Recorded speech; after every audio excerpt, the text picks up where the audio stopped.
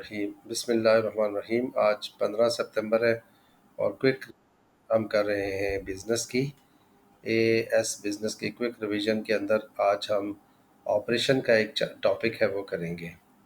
Operation का एक topic हम करने वाले हैं। कल हमने ऑपरेशन का एक लंबा सा टॉपिक था, एक बड़ा चैप्टर था ऑपरेशन मैनेजमेंट का, वो किया था और उसका नाम था द नेचर ऑफ ऑपरेशन। कल के दिन के मैंने वीडियो अपलोड कर दी थी, उसके नोट्स मैं एक्सपेक्ट कर रहा था कि आप देंगे, मुझे रहीम ने भी नहीं दिए। सारे आपने दिए थे नोट्स मुझे इसके बना के इसके।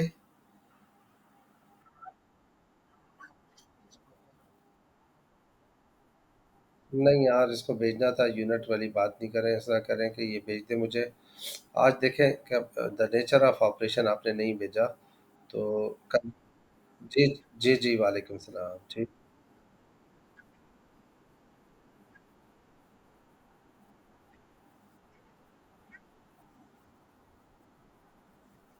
24 ने कल जो देखें, कल जो चीज़ की है ना हमने, वो की है the nature of operation. The nature of operation ये वाला चैप्टर है हमारा 22। द नेचर ऑफ ऑपरेशन कल हमने किया था। आज आज हमने दो चैप्टर करने हैं, एक 24 करना है और एक 25 करना है। ठीक है, आसान चैप्टर है। ठीक है, 24 तो खैर अभी आप इसको ज़रा थोड़ा सा पढ़ भी लें, छोटा सा चैप्टर है।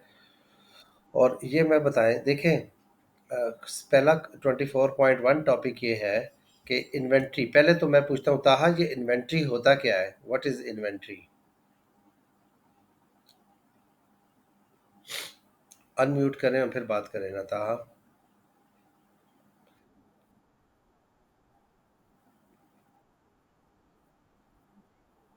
Raw material, work in progress and finish good, तीनों चीज़ों को इन्वेंट्री कहते हैं। रॉ मटेरियल मेरी जूस की कंपनी में जो चीनी पड़ी हुई है, और वो भी जो आज प्रोसेस में चल रहा है वो भी, और जो जूस फिनिश होके कार्टन्स में पड़ा हुआ है वो सबको हम इन्वेंट्री कहते हैं। ठीक है ना? तो उसको आप इन्वेंट्री कहते हैं। अब इन्वेंट्री करंट एसेट होता है। करंट एसेट्स, एसेट्स आगे जाके पढ़ेंगे कि दो टाइप के होते हैं करंट एसेट्स। करंट एसेट्स वो होता है जो इजीली कन्वर्टेबल इनटू कैश होता है, जो आराम से कन्वर्ट हो जाएगा कैश में, उसको करंट एसेट्स कहते हैं। तो inventory is a current assets which include the raw material, work in process, work in progress कहते हैं, एंड द फिनिश गुड, उसको इन्वेंट्री कहते हैं। अब इन्वेंट्री कितनी रखनी, कितनी चाहिए हमारे पास, कितनी होनी चाहिए इन्वेंट्री? जी ज़रा देखें कि इन्वेंट्री, इन्वेंट्री क्या चीज़ होती है। In all businesses hold inventories, मैंने और तमाम जितने बिजनेस हैं होल्ड इन्वेंट्रीज को अपने पास ज़रूर रखते हैं। चाहे वो सर्विस सेक्टर बिजनेस है या वो कोई और बिजनेस है। ठीक है, इन्वेंट्री जो है वो, all businesses hold inventory including bank, insurance company, retailers and manufacturer, सब कुछ ना कुछ इन्वेंट्री रखते हैं अपने पास। सर्विस सेक्टर है तो टीचर है, उसने भी अपने पास कोई पेन मार्कर रखे ही होंगे, बुक्स वगैरह भी रखी होंगी या कुछ इस तरह। तो हर सेक्टर के पास कुछ ना कुछ होती है। अब हम बता सकते हैं कि इन्वेंट्री तीन टाइप की हो सकती है। एक होती है रॉ मटेरियल एंड कंपोनेंट। उसमें ये होता है कि जो आपके पास मतलब मेरी जूस की कंपनी है तो चीनी और फ्रूट पल्प जो है वो सारा मेरा रॉ मटेरियल है। वर्क इन प्रोग्रेस वो होता है जो कि जो गुड्स मिड प्रोडक्शन में होती है उसको वर्क इन प्रोग्रेस कहते हैं, मतलब रिप्रेजेंट्स गुड्स मिड प्रोडक्शन, जो प्रोडक्शन में चल रही होती है उसको वर्क इन प्रोग्रेस कहते हैं। और एक फिनिश गुड्स होती है जो कि तैयार हो चुकी होती है। इन तीनों चीज़ों को आप इन्वेंट्री कहते हैं। These are the final products that have completed the production. ये भी जो है ना वो होती हैं, इनको आप वो कहते हैं। स्क्रीन शेयर ही नहीं है आई थिंक, है ना? ओहो, आप स्क्रीन शेयर नहीं है तो फिर चलें, रिकॉर्डिंग में तो आपके पास आ जाती है। मैं एक सेकंड, एक ये कि इसका नाम है शाहताज।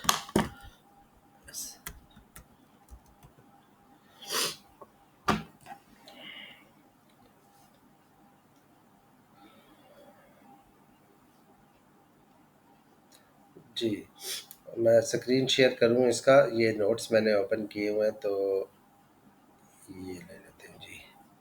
अच्छा जी, तो हमारे पास इन्वेंट्री जो है वो, एक हमारे पास आ गई रॉ मटेरियल एंड कंपोनेंट्स होते हैं। दूसरा हमारे पास वर्क इन प्रोग्रेस होती हैं जिस represent the goods mid production. और फिनिश गुड वो होती हैं, these are the final products that have completed the production process and are ready for cell.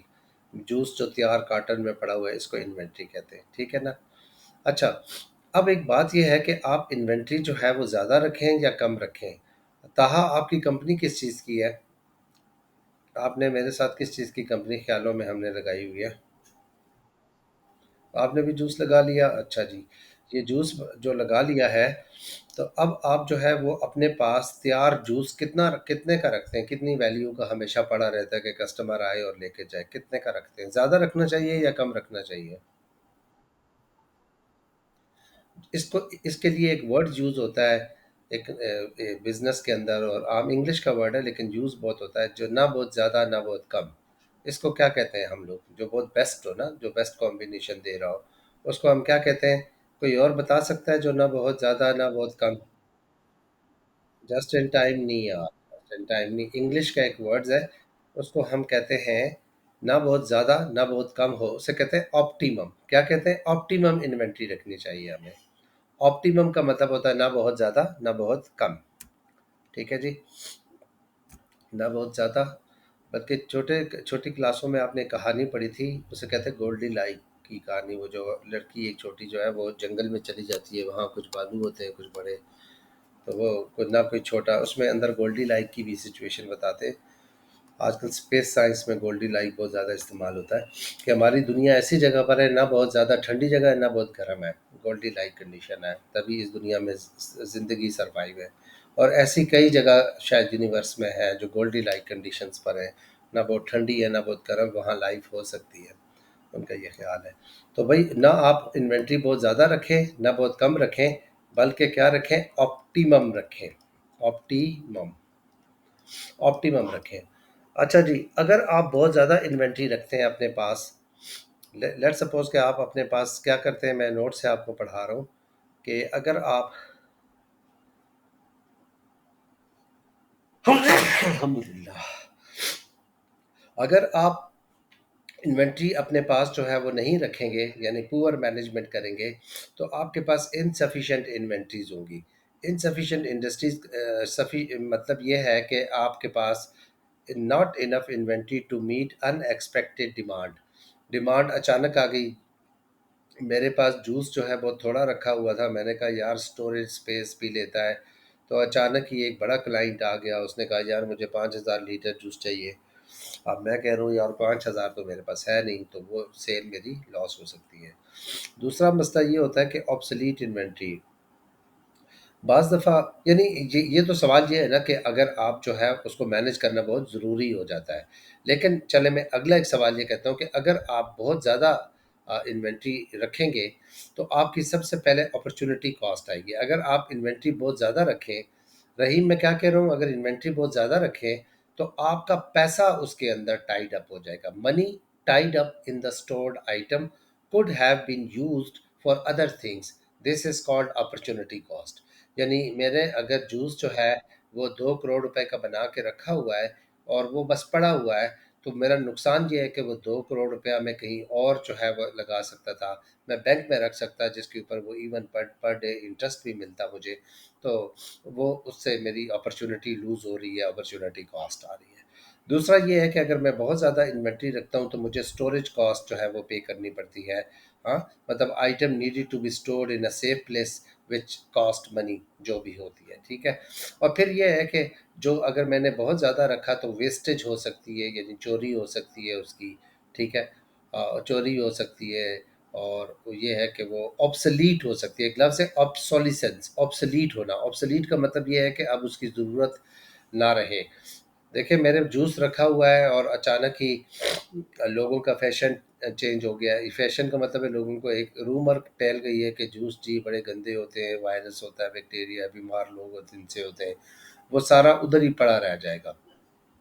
या अगर कोई कपड़ों की फ़ैशन की बात कर रहे हैं, वो अगर किसी ने इन्वेंट्री में रखी हुई है, स्पेशली लेडीज़ के फ़ैशन जितने स्पीड से चेंज होते रहते हैं, ठीक है। कोई भी चीज़ जो इन्वेंट्री में वो आउट ऑफ डेट हो सकती है ना, ओल्ड फैशन हो सकती है, दिस इज़ कॉल्ड वेस्टेज। और इसे कहते हैं ऑब्सोलिसेंस, ऑब्सोलीट होना। Ob, O B obsolete, SOLESENC, obsolescence या ऑब्सोलीट होना कहते हैं। तो जी मैं ज़रा आपसे पूछ लेता हूँ, अगर ताहा ताहा से नहीं शुरू करते, हमारे साथ रहीम से हम शुरू करते हैं। रहीम, चार हमने बातें ज़रा मुझे बता दें कि अगर मैं बहुत ज़्यादा इन्वेंट्री रखूँ और मैं कहूँ यार मैं तो बहुत समझदार आदमी हूँ, हैवी इन्वेंट्री रखूँ, ज़्यादा रखूँ क्वांटिटी में, तो मुझे क्या नुकसान हो सकता है? पहला।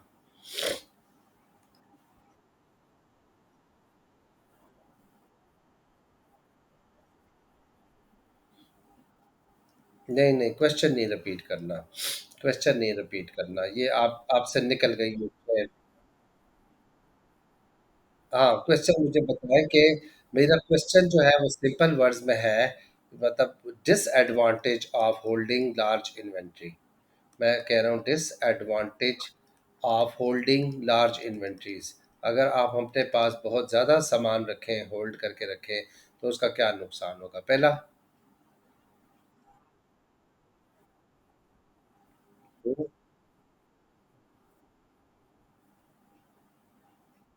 नहीं, नहीं, नहीं, नहीं, नहीं अब्दुल रहीम, ये नहीं, आपने सही नहीं बताया। आपका असल में फ़ोकस तवज्जो कम थी, इसलिए आपने वो समझा भी नहीं है। अच्छा जी, सारिम बताएँ क्या नुकसान होगा? जी सारिम। वही ना, ऑनलाइन क्लास में सोए रहते हैं ना सारे। समझ आने वाली तो बात ही नहीं थी, इसमें कोई मसला तो था ही नहीं। ताहा ऑब्सोलीट हो सकती है, ठीक है। और क्या हो सकता है? स्टोरेज कॉस्ट ज़्यादा हो सकती है। और नहीं, नहीं, हम जस्ट इन टाइम और केस की बात ही नहीं हो रही, ये कुछ और बात हो रही है। जी। और उसको भी ऑब्सोलीट कहते हैं। और अपॉर्चुनिटी कॉस्ट वाली क्या बात थी इसके अंदर? अपॉर्चुनिटी कॉस्ट वाली क्या बात थी? यानी वो इन्वेंट्री जो मैंने इतने 2 करोड़ की स्टोर करके रखी हुई है, वो वाला पैसा मैं किसी और जगह लगा सकता था, उसके ऊपर इंटरेस्ट अर्न कर सकता था, वो भी मेरा टाइड अप हुआ हुआ है, ठीक है ना। और वेस्टेज भी हो सकती है, चोरी भी हो सकती है, थेफ्ट हो सकता है, क्वालिटी भी ख़राब हो सकती है उसकी, ठीक है ना। तो ये अगर बहुत ज़्यादा इन्वेंट्री में अपने पास रखूँगा, तो ये काम हमें करने पड़ेंगे। ठीक है जी। तो ये थोड़ा-सा आपका इश्यू रहा जी। अब ज़रा थोड़ा-सा फ़ोकस रखें सारंग, तो ये थोड़ी है कि पता ही नहीं चला, समझ नहीं आया। जब पढ़ा रहे हो ना समझ आया तो उस वक़्त तो पूछें, लेकिन जब मैं पूछ रहा हूँ फिर कहें कि समझ नहीं आया, तो वो इसका मतलब है कसूर फिर आपका बनता है। ठीक है? सबसे पहले हमने कहा कि कॉस्ट ऑफ होल्डिंग इन्वेंट्री, अगर आप अपने पास बहुत ज़्यादा इन्वेंट्री होल्ड करके रखेंगे। इन्वेंट्री क्या होता है सारिम?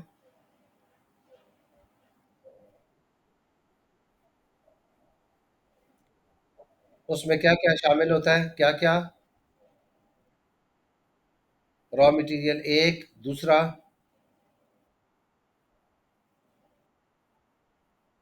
फिनिश गुड, दूसरा, तीसरा, तीसरा क्या? Work in progress. तीसरी चीज क्या?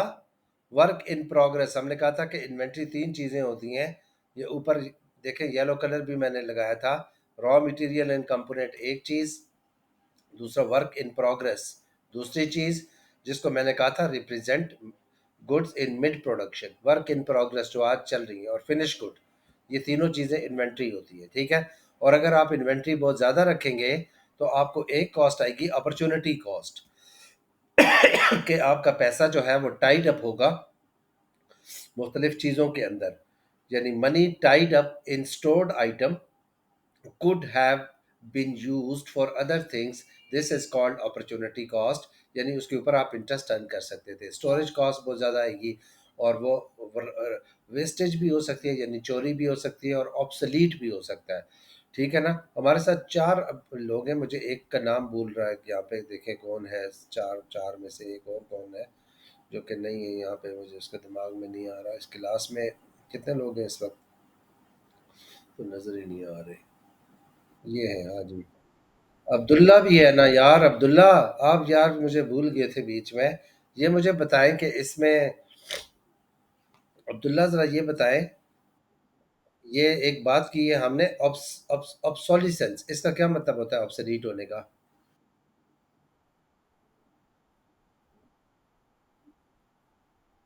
उसका यूज़ ही नहीं है मार्केट में। मैंने जूस बना के रखा, वो जूस लोग अब पसंद ही नहीं करते। या एक रूमर फैल गई है कि जी ये वाला जूस जो है वो अब इसकी वजह से लोग बीमार हो रहे हैं, तो कोई भी नहीं खरीदेगा और वो बेकार हो जाएगा। तो बहुत ज़्यादा इन्वेंट्री होल्ड नहीं करनी चाहिए, ठीक है ना? लेकिन दूसरी तरफ मसला ये है कि अगर आप ज़्यादा इन्वेंट्री रखेंगे, मतलब holding too little inventory has cost. अगर आप बहुत थोड़ी इन्वेंट्री रखें तो भी कुछ नुकसान है। क्या नुकसान है? उसे कहते हैं इन्वेंट्री आउट कॉस्ट। उसके लिए एक लफ्ज़ इस्तेमाल करते हैं, जैसे इन्वेंट्री आउट, जैसे रन आउट होता है, कम पड़ना ना, run out. Inventory out cost का मतलब ये है कि इन्वेंट्री कम है। मेरे पास एक क्लाइंट आया और कहता है 5,000 लीटर जूस चाहिए, और मैं, मेरे पास पता चले कि नहीं है, मैंने थोड़ी रखी हुई है ताकि जगह मेरी जो है वो बच जाए, तो इन्वेंट्री आउट कास्ट मुझे देनी पड़ेगी। But there are also benefit of holding inventory.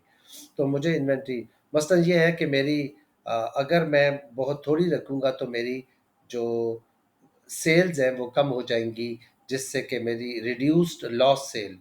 अगर मैं बहुत ज़्यादा, if the business has enough goods in storage, it won't lose sale. फौरी जो भी ऑर्डर आएगा मैं उसको दे दूंगा, ठीक है। दूसरा ये हो सकता है, keep production going on.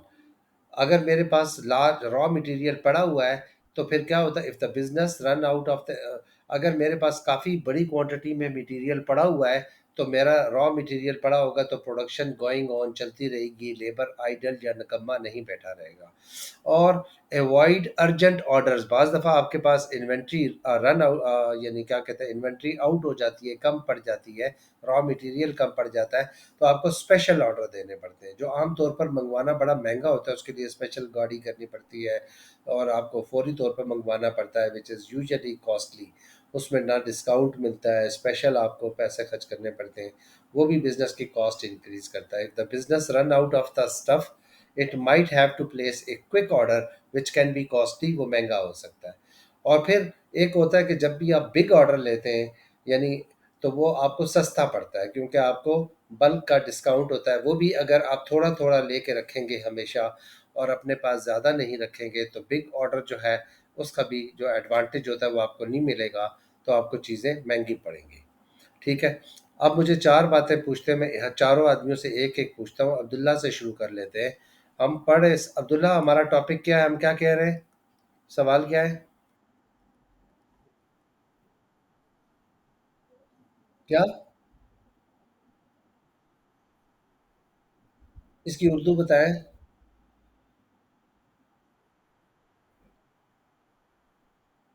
Inventory रखने के फायदे। हाँ, अगर आप अपने पास इन्वेंट्री जो है वो ज़्यादा रखते हैं, मतलब advantage of holding large inventory. अगर आप ज़्यादा रखते हैं, जहाँ नुकसान थे स्टोरेज कॉस्ट, वहाँ एडवांटेज ये हो सकता है कि will not lose sale, sale नहीं आप लूज़ करेंगे, जो भी कस्टमर आएगा उसके लिए चीज़ें मौजूद होंगी, ठीक है जी, एक बात होगी। हम इन्वेंट्री आउट का मतलब है कम पड़ना। इन्वेंटरी आउट का मतलब है जब इन्वेंट्री कम पड़ जाए। आउट नहीं, out, inventory out cost. Inventory out cost का मतलब है इन्वेंट्री कम पड़ना। अगर कम पड़ जाएगी तो आपको सेल लूज हो जाएंगी। दूसरा जी, सारे में बताएं दूसरा क्या डिसएडवांटेज हो सकता है या एडवांटेज? हाँ, अर्जेंट ऑर्डर आपको नहीं मंगवाने पड़ेंगे, अर्जेंट ऑर्डर जो है ना वो नहीं मंगवाने पड़ेंगे, ठीक है ना, अर्जेंट ऑर्डर कॉस्टली होते हैं जी। अतः तीसरा,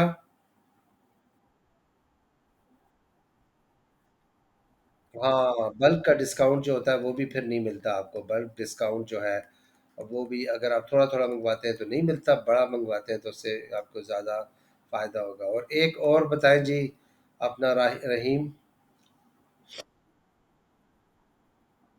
वो तो ऊपर बात हो गई, ठीक है, लॉस सेल वाली बात हो गई। उसके बाद फिर एक और क्या रहा? हाँ, प्रोडक्शन जो है वो हमारी चलती रहती है, बिल्कुल सही है, हमारी प्रोडक्शन चलती रहती है जी, ठीक है। तो ये इसके, तो इसका मतलब ये हुआ कि आपको ना जो ना बहुत ज़्यादा रखना चाहिए ना बहुत कम रखना चाहिए, बल्कि आपको क्या करना चाहिए, ऑप्टिमम, ऑप्टिमम रखनी चाहिए जी। ऑप्टिमम क्या होता है जी? एक चार्ट बना हुआ है, ये इन्वेंट्री का चार्ट है, मैं ज़रा आपको समझाता हूँ। इस चार्ट को ज़रा आपने समझना है। ऑप्टिमम के लिए आप एक चार्ट जो है वो यूज़ करते हैं, ये बुक से ही मैंने कॉपी किया है, डायरेक्ट बुक से ही चला जाऊँ मैं आपको। ये इन्वेंट्री मैनेजमेंट का एक चार्ट जो है, यहाँ से समझाता हूँ मैं, ये वाला चार्ट। अच्छा जी, इस चार्ट को ज़रा देखेंगे मोहम्मद, आप भी इसको देखें, आप आए तो आपको समझाऊँ। इन्वेंट्री कंट्रोल चार्ट है ये। आप इस तरह करते हैं कि मेरी जूस की कंपनी है और मैं ना चीनी चीनी जो है वो, the sugar is an important ingredient and I want to keep it an optimal position. So what I will do, I will set what could be the maximum level of output that I will hold। ज़्यादा से ज़्यादा मैं कितना hold करूँगा ना। तो आप ये देखें कि मैं ना ये कहता हूँ कि चलें 60 टन जो है हमेशा मैक्सिमम लेवल ऑफ चीनी मेरे पास होनी चाहिए। This is the maximum inventory level है। और फिर क्या होता है, इस तरफ टाइम है, बेसिकली यहाँ टाइम लिखा हुआ है, ये देखें, आपने कहा कि ये टाइम लिखा हुआ है। टाइम का मतलब ये हुआ कि वक्त के साथ साथ प्रोडक्शन चल रही है, तो ये 60 टन में से मेरी चीनी यूज़ होती जा रही है, कम होती जा रही है, क्योंकि ये मतलब ये फर्स्ट वीक हो गया, सेकंड वीक हो गया, तो चीनी का स्टॉक कम होता जा रहा है, होता जा रहा है। और जब इस स्टॉक पे पहुंचेगा, यानी जब 20,000 मेरे पास रह जाएगी, किलोग्राम समझ लें, 20,000 किलोग्राम मेरे पास रह जाएगी, तो I will place N order. इसे कहते हैं री ऑर्डर लेवल। मैं ऑर्डर प्लेस कर दूंगा, ठीक है, कि और चीनी आ जाओ, चीनी के जो सप्लायर हैं उनको ऑर्डर दूंगा। और जब मैं ऑर्डर दूंगा तो सारे उसी वक्त चीनी आ जाएगी। बस ऑर्डर दूंगा, साथ ही बस गेट पे खड़ा होगा एक बंदा ट्रक लिए, है ना। कितना, 1 दिन या 2 दिन लगेगा ना। तो वो जब 1 दिन या 2 दिन जो लगेंगे, इसको कहते हैं हम लीड टाइम। क्या कहते हैं? Lead time. Lead time is the time ordering the ordering the material and receiving the delivery. जो 1-2 दिन लगते हैं वो लीड टाइम है। लीड टाइम के दौरान मेरा स्टॉक बिल्कुल आखिरी लेवल पे यानी 10 तक पहुंच जाएगा। जब 10 पे आ जाएगी, तो जब ट्रक पहुंच जाएगा नया चीनी का, तो वापस मैं 300 लेवल पे पहुंच जाऊंगा, 60 लेवल पे पहुंच जाऊंगा। सही। इस तरीके से क्या होगा। और ये जो 10 मैंने रखा हुआ है, ये इमरजेंसी के लिए मैंने रखा हुआ है, जिसको बफर स्टॉक कहते हैं। क्या? बफर इन्वेंट्री लेवल कहते हैं। बफर का मतलब इमरजेंसी के लिए रखा है, कि अगर कोई ट्रक जो है वो ना पहुंच सके, या अचानक ही मुझे एक ज़्यादा बड़ा ऑर्डर आ जाए जूस बनाने का, तो मैं फिर इसमें से, बफर में से यूज़ कर लूँगा। ठीक है। तो एक मैक्सिमम इन्वेंट्री है, और एक आपने बफर लेवल इमरजेंसी के लिए रखा है। और इसमें री ऑर्डर लेवल पर जब पहुंचता है, तो मैं ऑर्डर देता हूं री ऑर्डर क्वांटिटी का। मुझे ये बताएं इस डायग्राम से, मुझे सवाल पहला करता हूं जी, आपने मोहम्मद, ये बताएं मैक्सिमम लेवल कितना मैं रख रहा हूं अपनी चीनी का?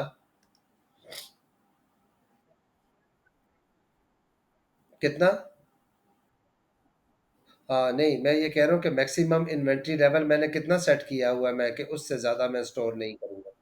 60 मैंने किया हुआ है, ठीक है ना, मैक्सिमम। और सारे मैंने मिनिमम कितना कहा हुआ है कि रखना है मैंने?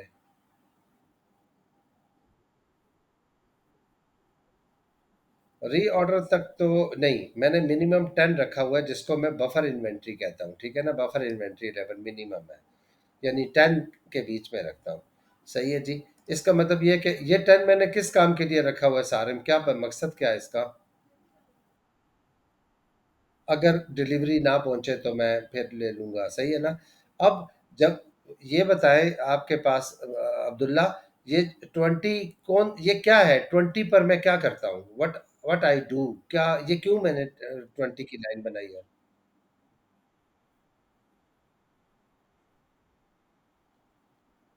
क्योंकि फौरी तौर पर नहीं पहुंचती, तो जब 20 पे है मैं ऑर्डर दे दूंगा, और मीन वाइल ये कुछ और यूज़ हो जाएगा, और जब वो आ जाएगी तो दोबारा स्टॉक हो जाएगा।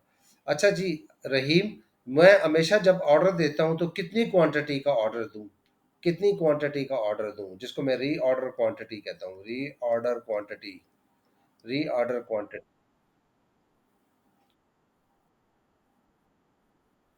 50 यूनिट का मैं ऑर्डर दूंगा, क्योंकि देखें 10 तक तो पहुंच गई ना, जब वो 50 और आते हैं तो तब वो 60 यहाँ पर हो जाते हैं, ये 60 वापस आ जाता है।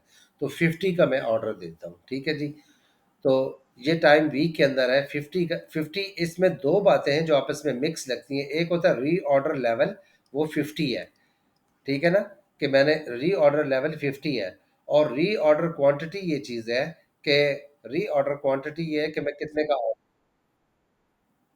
री ऑर्डर नहीं, री ऑर्डर क्वांटिटी लिखा हुआ है, री ऑर्डर लेवल नहीं। री ऑर्डर क्वांटिटी 50 है, री ऑर्डर लेवल जो है वो 20 है। जब 20 तक पहुंचती है तो मैं ऑर्डर देता हूँ, और मैं ऑर्डर कितनी क्वांटिटी का देता हूँ, मैं 50 का देता हूँ, ताकि वो फुल हो जाए। सही है जी। ये एक चार्ट है, इन्वेंट्री कंट्रोल चार्ट। इसको रखा हुआ है इन्वेंट्री, टिपिकल इन्वेंट्री। जी जी।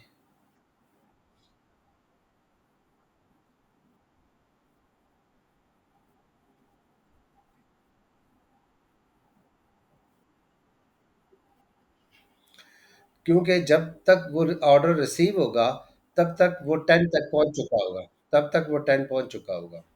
ठीक है ना, ये होगा। तो अच्छा, अब हमारे पास एक नया टॉपिक आ जाता है कि सप्लाई चेन क्या चीज़ होती है, सप्लाई चेन मैनेजमेंट क्या चीज़ है, what is supply chain management. ठीक है। सप्लाई चेन मैनेजमेंट को डिफाइन इस तरह से करते हैं हम। मैं नोट्स पे चलता हूँ ज़रा। इन्वेंट्री वाला टॉपिक एंड किया हमने। मैक्सिमम इन्वेंट्री क्या होती है, री ऑर्डर लेवल, और ये सप्लाई चेन मैनेजमेंट। आजकल तो ये फील्ड बहुत ज़्यादा जो है वो शायद, मेरा ख्याल है ये भी दुनिया की वो फील्ड है जो ख़त्म नहीं होगी या कम नहीं होगी। क्योंकि हमेशा अ, जब भी कोई प्रोडक्शन होती है तो आपको रॉ मटेरियल मंगवाना पड़ता है, और मंगवा कर फिर कस्टमर तक पहुंचाना भी पड़ता है, ठीक है ना। कस्टमर तक मंगवाना भी पड़ता है आपको। तो चलो ज़रा, ये एक स्टूडेंट है, ये पता नहीं क्यों लैटिन कर रही है, इसको मैं देखता हूँ। अ, नहीं है ये। अच्छा, है ही नहीं यहाँ पे। अच्छा, अब यूँ है, ज़रा देखिएगा कि सब आपका सप्लाई चेन मैनेजमेंट, किसी को कुछ आइडिया हो तो मुझे बताएं। सप्लाई चेन मैनेजमेंट, या ये लफ्ज़ नया सुना है या पुराना है, क्या होता है सप्लाई चेन मैनेजमेंट। मोहम्मद आप बताएं, आपको ज़्यादा पता होता है।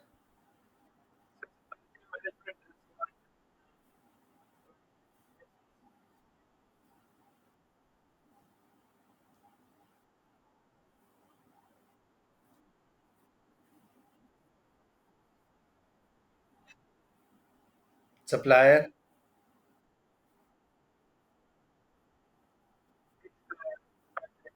बिल्कुल। आप आपके वर्ड्स सही हैं, आपका कंसेप्ट सही है, आपको वर्डिंग्स में वो बात थोड़ा सा इशू कर रही है ना, कि सप्लाई चेन मैनेजमेंट को उर्दू में हम बात ये करते हैं कि ऐसी तमाम चेन या प्रोसेस। चेन क्या होती है, गले में आपने देखा है एक चेन जो है उसका, वो एक दूसरे के साथ कनेक्ट होता है।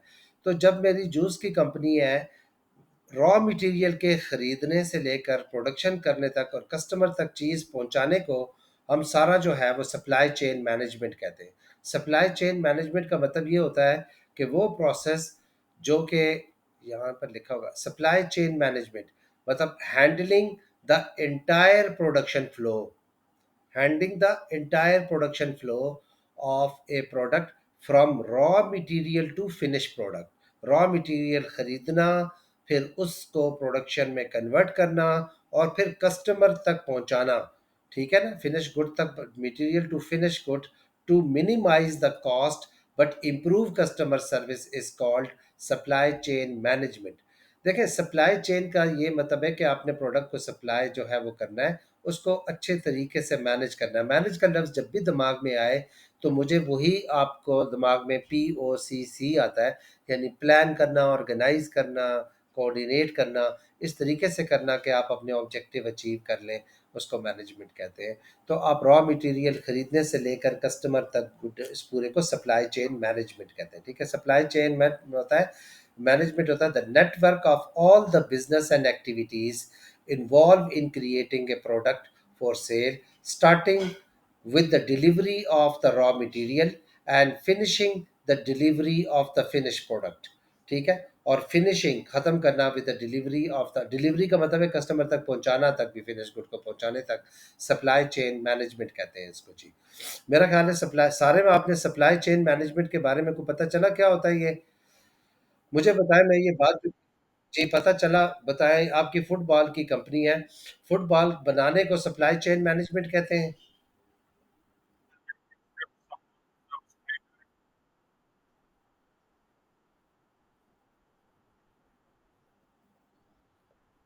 हाँ, तो आपने उसको क्या कहता है मैनेज करना होता है।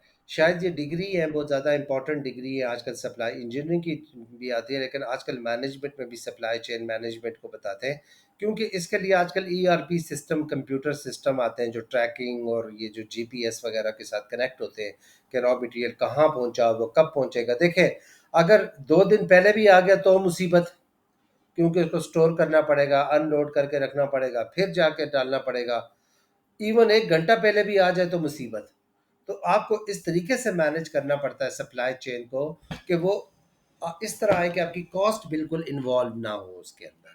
तो सप्लाई चेन मैनेजमेंट इससे कहते हैं। अब benefits of effective supply chain management क्या होता है? Improve customer services. अगर आपकी सप्लाई चेन मैनेजमेंट बेहतर होगी तो आपके कस्टमर के साथ जो है वो ताल्लुकात जो है वो होंगे। ठीक है, मैं ज़रा एक सेकंड ऐसे बता रहा हूँ, किधर गई ये, नहीं ये ना है। नेहा क्लास हो रही है, मुझे कोई नहीं आई, अब दोबारा से ज्वाइन करो, दोबारा से रीस्टार्ट करो अपना कंप्यूटर और ज्वाइन करो। अच्छा, देखें, अब मैं अपने नोट से अगर आप इसको दिखाता हूँ कि क्या होगा, अच्छी सप्लाई चेन मैनेजमेंट करेंगे, सप्लाई चेन मैनेजमेंट के बारे में बात कर ली तो आपकी बेटर कम्युनिकेशन। ठीक है, why to improve supply chain management, making sure that the right amount of the right quality good is received when needed, raw material भी सही पहुंचा है, आपका ट्रांसपोर्ट सिस्टम में भी जो है वो फॉल्ट नहीं आया, आपकी जो है वो कस्टमर तक भी सही प्रोडक्ट है, उससे आपकी कस्टमर लॉयल्टी इंक्रीज हो रही है, उसकी वजह से आपकी ऑपरेटिंग कॉस्ट कम आ रही है, आपका प्रॉफिट जो है वो बढ़ रहा है। तो ये होता है जी। तो सप्लाई चेन मैनेजमेंट को अब दो चीज़ें हैं, एक है जस्ट इन टाइम और दूसरी चीज़ है just in case management system. देखें, जस्ट इन टाइम तो ये है, जस्ट इन केस वही है कि आप अपने पास बहुत ज़्यादा इन्वेंट्री होल्ड करें, बफर इन्वेंट्री बहुत बड़े स्टॉक में रखें। ठीक है, बफर की इन्वेंट्री जो है वो स्टॉक में रखें, उसको कहते हैं just just in case, JIC, just in case. ताहा जस्ट इन केस क्या होता है?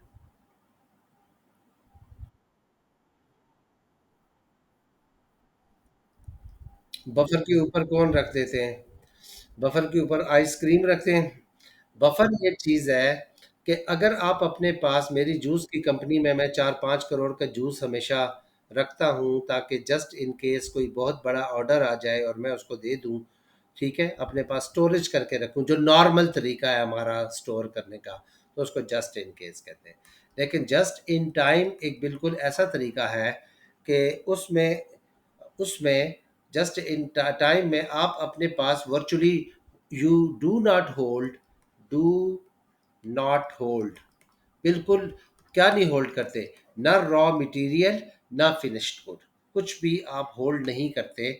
आप उतना ही मंगवाते हैं जितना कि आज के दिन मेरी प्रोडक्शन के लिए ज़रूरी होगा। ठीक है, सारे मेरी, आपकी है फुटबॉल कंपनी। ठीक है, आपको एक पूरा स्केड्यूल पता है आपके फुटबॉल का कि मैंने आज के दिन 2000 फुटबॉल बनाने हैं, कल के दिन 1000 बनाना है, और नेक्स्ट डे मैंने बिल्कुल कोई फुटबॉल की डिमांड नहीं है, और पूरे महीने की डिमांड एंटिसिपेटेड है, डिमांड का पता है।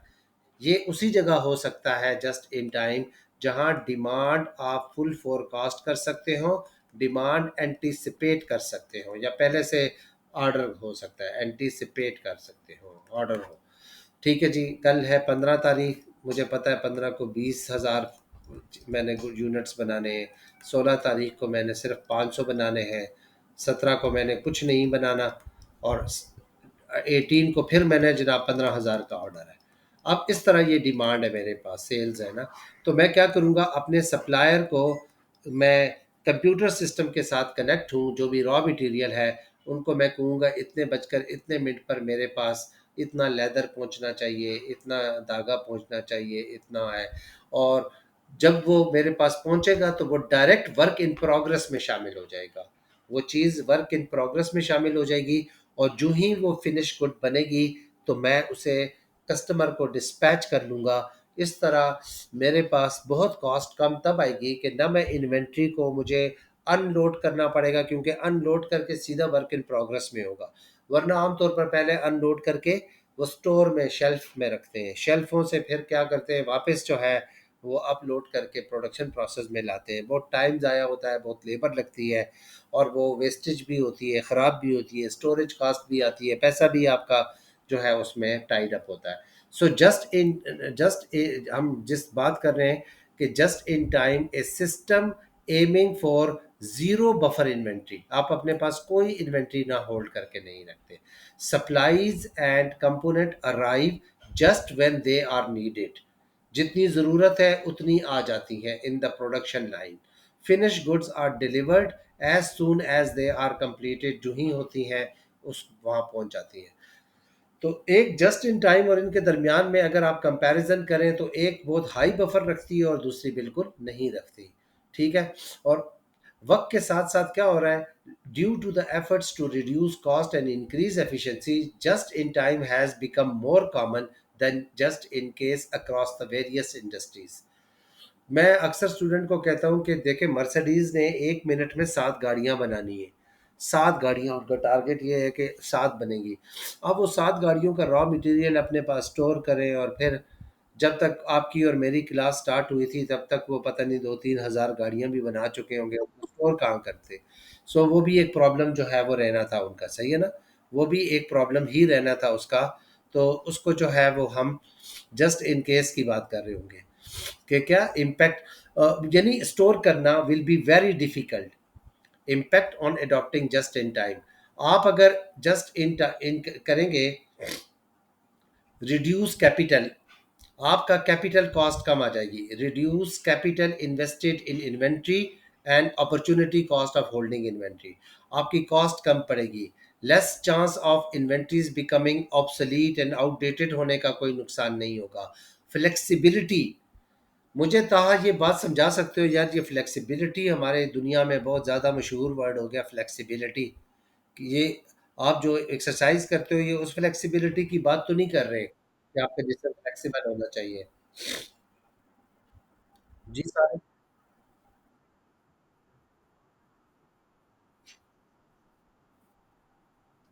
ये बात आप बिल्कुल सही की है आपने, बेस्ट की, कि इसमें फ्लेक्सिबिलिटी बहुत होती है कि अगर आज डिमांड 20,000 की है तो 20,000 का रॉ मटेरियल मंगवा लूंगा, और आज नहीं है तो नहीं मंगवाऊंगा। तो फ्लेक्सिबल हूँ मैं, और फ्लेक्सिबल होने की वजह से leads to quicker response time to changes in demand, फ़ौरन डिमांड हम पूरा कर लेंगे। मतलब सुबह मुझे ऑर्डर आया कि मुझे 20,000 लीटर जूस चाहिए, तो मैंने बस आज 20,000 बनाकर कस्टमर तक शाम को पहुंच जाएगा। ठीक है, लेकिन अगर ऑर्डर नहीं आया तो कुछ नहीं बनाऊंगा, तो स्टोर करने की कॉस्ट नहीं आएगी, तो मैं कस्टमर की डिमांड भी क्विकर क्विकर उसको पूरा कर सकता हूँ। स्टाफ रिक्वायर्ड फॉर JIT में गेन इम्प्रूव्ड मोटिवेशन, उनको ये इतना वो मोटिवेशन इम्प्रूव भी हो सकती है और नहीं भी हो सकती, लेकिन आमतौर पर जब टारगेट्स अचीव हो रहे हों, चीज़ें स्मूथ चल रही हों, तो बिल्कुल मोटिवेशन देती है। बट डिसएडवांटेज ये है, प्रोडक्शन डिले। पाकिस्तान में तो जस्ट इन टाइम लगा लें जी, क्यों जी, ताहा अगर हम जस्ट इन टाइम लगाएं तो उधर से कह जी ट्रक हमारा फंस फंस गया जी, कीचड़ में फंस गया, क्रेन मंगवाई है हमने, आप इंतज़ार करें। थोड़ी देर बाद फ़ोन आएगा जी वो क्रेन भी फंस गई थी जी उसके अंदर जी। ठीक है जी, अब अल्लाह ही कोई मदद करे तो ये निकलेगी सुबह, मौसम धूप निकलेगी, खुश्क होगा तब होगा। तो ये तो यहाँ पर प्रोडक्शन नहीं हो सकेगी। ठीक है। फिर इंक्रीज डिलीवरी कॉस्ट, आप जब चीज़ बार बार मंगवाते हैं, रोज़ाना आज ऑर्डर है 20,000 मंगवाओ कल, तो उसकी वजह से आपको छोटी छोटी सम टाइम डिलीवरीज मंगवानी पड़ती हैं, जो ना बल्क डिस्काउंट देती हैं, ना उसको ऑर्डर करने की और मंगवाने की कॉस्ट आपको महंगी पड़ती है। पता चला आज सिर्फ 500 फुटबॉल बनाने हैं, पूरा ट्रक गया और 500 का मटेरियल लेके आया जी। ठीक है जी। और 20,000 बनाने हैं तो भी वो पूरा ट्रक गया है। तो इसका मतलब ये हुआ कि वो फिर उससे भी एक तरह का डिसएडवांटेज होता है उसको बाय करने में और उसको लाने में। और इंक्रीज्ड इन ऑर्डर, बार बार आप ऑर्डर कर रहे हैं, फ़ोन कर रहे हैं, सप्लायर के साथ कांटेक्ट में हैं, ठीक है, और फिर डिस्काउंट भी नहीं मिलता क्योंकि आप थोड़ा ख़रीद रहे हैं। और एक्सटर्नल फैक्टर्स पर बहुत ज़्यादा रिलायबल होता है, आपका ट्रैफिक के प्रॉब्लम्स हो सकते हैं, सप्लायर के साथ ताल्लुकात की बात कर रहे होते हैं। तो जस्ट इन टाइम के अपने एडवांटेज हैं कि चांस जो है वो रनिंग आउट नहीं होती। आप जस्ट इन टाइम के भी आपको पता चल गया कि एडवांटेज है, साथ साथ देख लें कि little chance of running out of inventory. Just in case की बात कर रहा हूँ कि आपके पास ढेर सारी इन्वेंट्री बनी हुई पड़ी है जी, जब कोई लेने आएगा कि ये लें जी हमारे पास तैयार पड़ा है। लेस नीड फॉर एक्यूरेट्स, आपको सेल्स ना भी पता हो कि कब कितनी होंगी फिर भी चल जाएगा। जस्ट इन टाइम में तो आपको एक्यूरेट सेल्स फोरकास्ट चाहिए थी। और इकोनॉमीज ऑफ स्केल का एडवांटेज हो जाता है क्योंकि आप बड़ी क्वांटिटी में जब खरीद कर रखते हैं और देते हैं तो आपको लार्ज उसका एडवांटेज हो जाता है। और डिसएडवांटेज ये है कि आपकी बहुत कैपिटल इन्वॉल्व उसके अंदर जो है वो इन्वॉल्व होता है, स्टोरेज कॉस्ट, इंश्योरेंस कॉस्ट बहुत ज़्यादा आती है। और आपकी could lose value if fashion और टेक्नोलॉजी चेंजेस, यानी ऑब्सोलीट हो जाए तो आपको जस्ट इन केस का जो है वो डिसएडवांटेज होता है। लेकिन आगे लिखा है condition for J I T to operate successfully. आप मेरे साथ हैं सारे लोग, सारे यस यस करते जाएं। जी, हमने अब तक ऊपर ये इन्वेंट्री कंट्रोल वाला बहुत सी टॉपिक पढ़े हैं। इसमें एक लिखते हैं कि जस्ट इन टाइम सिर्फ तब सक्सेसफुल हो सकता है, condition for J I to operate successfully, जब आपके एक्सीलेंट सप्लायर रिलेशनशिप आपके अच्छे हों, जब प्रोडक्शन एम्प्लॉय मल्टी स्किल्ड हो। ऐसा नहीं है कि एक आदमी जो है वो आज आया ही नहीं है मशीन चलाने वाला तो प्रोडक्शन प्रोसेस रुक जाए। मल्टी स्किल्ड हो, हर आदमी हर काम कर सकता हो, इक्विपमेंट और मशीनरी भी फ्लेक्सिबल हो, जिस दिन ज़्यादा ऑर्डर हो वो ज़्यादा बना ले, जिस दिन कम हो वो कम बना सके। और आपकी एक्यूरेट डिमांड फोरकास्ट हो कि कल कितनी मैंने बनाना है और पर नेक्स्ट डे कितना बनाना है। आईटी इक्विपमेंट की नीड पड़ती है इसमें, सप्लायर के साथ ताल्लुकात में और इन्वेंट्री को मैनेज करने में। और अगर आपके क्या हो, एक्सीलेंट एम्प्लॉयर एम्प्लॉई, स्ट्राइक ना करें, एम्प्लॉयर एम्प्लॉई रिलेशनशिप अच्छा हो। ऐसा ना हो एम्प्लॉई के जी आज 20,000 को छोड़े, पहले हमारी तनख्वाह ज़्यादा करें फिर काम करेंगे हम। तो वो फिर आपके ताल्लुकात अगर अच्छे ना हो तो आज आपका ऑर्डर लूज़ हो जाएगा। जब लूज़ हो जाएगा तो दिस मीन्स के आपकी रेपुटेशन बैड हो जाएगी। और quality must be everyone, everyone quality तब प्रायोरिटी की बात कर रहे हैं ना, जस्ट इन टाइम में तो क्वालिटी बहुत ज़्यादा तब ज़रूरी है। फॉर एग्जांपल 20,000 मैंने जो है आज फुटबॉल देने हैं और पता चले 1,000 ख़राब निकल गए, क्वालिटी नहीं अच्छी थी जी, क्या पीछे मशीन जी वो टुक टुक कर रही थी जी, वो जी बंदा सोया हुआ था जी उसका हाथ आ गया मशीन में। ठीक है जी। तो सारा ये होता, क्वालिटी भी प्रायोरिटी हो तो जस्ट इन टाइम के लिए ये कंडीशंस भी होती हैं। और एक लिमिटेशन है जस्ट इन टाइम की कि आम तौर पर ये जो है ना, टर्शरी सेक्टर जो सर्विस सेक्टर है वो तो जस्ट इन टाइम, मैं अब टीचिंग बहुत से ना आजकल तो खैर कर सकता हूँ, मैं बहुत से लेक्चर रिकॉर्ड करके, या मैं नहीं, टर्शरी सेक्टर यानी सर्विसेज सेक्टर में बफर इन्वेंट्री कोई नहीं होती, वो तो कस्टमर सर्विस होती है। फिर ये है कि आजकल ग्लोबल इन्फ्लेशन हो रही है, ऑयल की प्राइसेस बहुत ज़्यादा होती हैं। तो अगर मैं यानी आज अगर मैंने 1 करोड़ की इन्वेंट्री ली और कल जब मैं लूंगा तो 10% महंगी हो गई या 1% भी महंगी होगी तो मुझे नुकसान होगा। यानी अगर पहले, आज जो लोग पहले ले लें ना थोड़ी सी इन्वेंट्री, 1 महीना पहले लेके अपने पास रख लें, उनको सस्ती पड़ती है, और 1 महीना जो बाद में लेते हैं वो महंगी पड़ती है। तो उसका भी एडवांटेज जो है, इन्फ्लेशन का भी डिसएडवांटेज होता है। Small business just in time use नहीं कर सकते, और may not be suitable if cost from halt production, अगर प्रोडक्शन मेरी रुक जाए, हॉल्टेड हो जाए due to the supply delay, तो उसकी वजह से इतनी कॉस्ट आएगी कि मुझे फिर उसका एडवांटेज नहीं हो सकेगा। तो ये इसके एडवांटेज और डिसएडवांटेज हैं जी। ये चैप्टर मैंने एक किया, लेकिन मैं अगला चैप्टर भी करवाना चाहता हूँ। वो मैं नई मतलब जिसे कहते हैं कि एक वीडियो के साथ करना चाहता हूँ। वजह ये है कि हमारा फिर कल या परसों में 3 दिन में इसको ख़त्म करवा के पास पेपर पे आना चाहता हूँ, क्योंकि 15 सितंबर तो गुजर गई है, 1 अक्टूबर के बाद तो टेक्निकली एग्ज़ाम स्टार्ट हो जाते हैं। तो अब सिलेबस सिलेबस करते करते तो कुछ नहीं होना। लेकिन नई चीज़ इसमें ये पढ़ी हमने कि जी इन्वेंट्री क्या चीज़ होती है। इन्वेंट्री करंट एसेट होता है जिसमें raw material, work in progress और फिनिश गुड शामिल होते हैं। ना बहुत ज़्यादा रखनी चाहिए, ना बहुत कम रखनी चाहिए, हर एक अपना एडवांटेज, ऑप्टिमम रखनी चाहिए। उसके लिए एक हम जो चार्ट बनाते हैं, मैक्सिमम कितनी बफर कितना रखना है, रीऑर्डर लेवल, और ये चीज़ें, ये चार्ट समझा था हमने। और उसके बाद बताया था कि सप्लाई चेन मैनेजमेंट क्या चीज़ होती है, और उसके बाद फिर जस्ट इन टाइम और जस्ट इन केस का एडवांटेज और डिसएडवांटेज हमने पढ़े। मुझे ज़रा थोड़ी सी रेटिंग बता दें। आपको ये चैप्टर जो है, आप कुछ लोग तो बीच में आए थे, खैर रिकॉर्डिंग अवेलेबल है, ये बहुत अच्छी बात है। प्राचा साहब, आपको ये बात कितनी समझ आई है?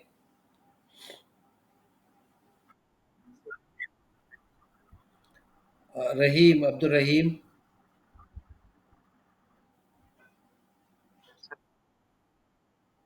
एक तो यार आप ऑनलाइन के बंदे ही नहीं हैं, आप ऑनलाइन क्लास के आदमी नहीं हैं। अब्दुल रहीम आप बिल्कुल नहीं, इसलिए आपके पास से अकेडमी बनाते हैं। अब सवाल क्या पूछना चाह रहे हैं कि मैंने सवाल क्या किया है, बोले जरा। वही ये रिकॉर्ड भी हो रही है और पता भी चल रहा है कि आप ऑनलाइन के आदमी ही नहीं है। बिल्कुल आप ऑनलाइन। नहीं नहीं, फिजिकल है, लेकिन कल ये तो नहीं पढ़ेंगे ना, कल तो आपको बिठाते हैं ना। हाँ जी मोहम्मद, आपको कितनी समझ आई है? मोहम्मद जी, क्या मैंने क्या पूछा सवाल?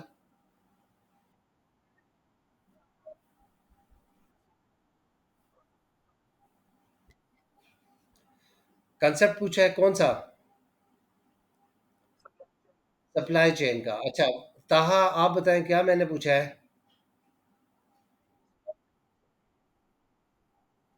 कितना? मैं क्लास के आखिर में रेटिंग पूछता होता हूँ अपनी, अपनी अपना रेट लगवाता होता हूँ कि यार मैं समझा सका हूँ।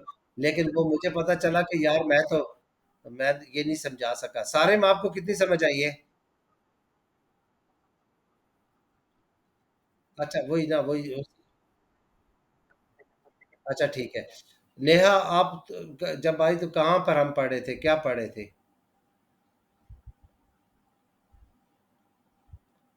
बोलो ना नेहा, क्या हुआ? इसके अपना माइक तो अनम्यूट करो। अच्छा, ये कह रहे हैं कि क्या सर आई, मुझे पता है कि लेट तो शामिल है, लेकिन चले। Any how this is the recording. Recording जो है वो इसमें मौजूद है। और मैं, अच्छा अब मुझे जल्दी से करें, मुझे अगला चैप्टर अभी करवाना चाहिए या कल पे छोड़ना चाहिए? अब्दुल्ला।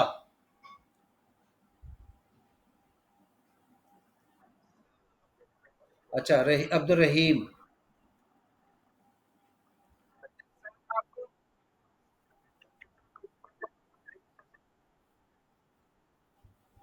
ताहा।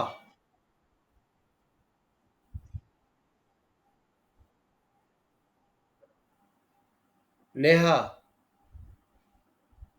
सारिम। अगला चैप्टर करना चाहिए।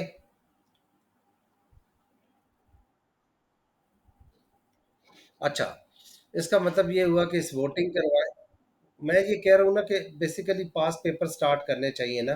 तो ये मैं ये रिकॉर्डिंग ऑन करके ना, तो ठीक है, कल करते हैं, कल करते हैं। कल आप एकेडमी में आए ना, physical class is quite better. आप रिकॉर्डिंग आज देख लें, कल की रिकॉर्डिंग और आज की रिकॉर्डिंग देखकर आप लोग मुझे नोट्स बनाकर भेजें। मुझे बहुत दुख होता है कि मुझे नोट्स नहीं आते, सिवाय एक रहीम के आते हैं और एक मुझे सारिम के आते हैं। नेहा, आपके नहीं आते। मोहम्मद, आपने तो पढ़ाई की तरफ तवज्जो ही छोड़ दी है। और प्राचा साहब को बड़ी मुश्किल से हम कहते हैं थोड़ा शॉर्ट नोट्स ना लिखो, थोड़ा डिटेल में लिखा करो यार। ठीक है ना? तो ये मुझे आज 10 बजे तक नहीं है तो चले 12 बजे तक ज़रूर दे दें, ठीक है? दो चैप्टरों के नोट्स दें। कल के chap class is very important, because जो कैपेसिटी यूटिलाइजेशन वाला चैप्टर है वो तो बहुत ही शॉर्ट है। लेकिन उसके बाद में आगे जो है ना, इंशाल्लाह अगले चैप्टर जो अकाउंटिंग एंड फाइनेंस के, वो भी करवाऊंगा क्लास में। और शायद इकोनॉमिक्स की क्लास को मर्ज करूं, तो इसलिए टाइम थोड़ा लेके आए, 1.5 घंटे की कल क्लास में फिजिकल लूंगा, ताकि ज़्यादा अच्छा समझ आए आपको। ठीक है जी। चले। नहीं, मेरी क्लास जो है वो 4:30 पे ही होती है इसकी। बिजनेस की क्लास 4:30 पे होती है। और 4:30 से लेकर और 6 तक ये क्लास चलेगी आई थिंक कल। तो उतना टाइम ले। और 6 के बाद फिर आपका टेस्ट वाली क्लास 7:30 तक चलेगी। ठीक है जी। तो ये फिर करें, बस इन नोट्स बनाएं। Thank you very much. अल्लाह हाफिज़।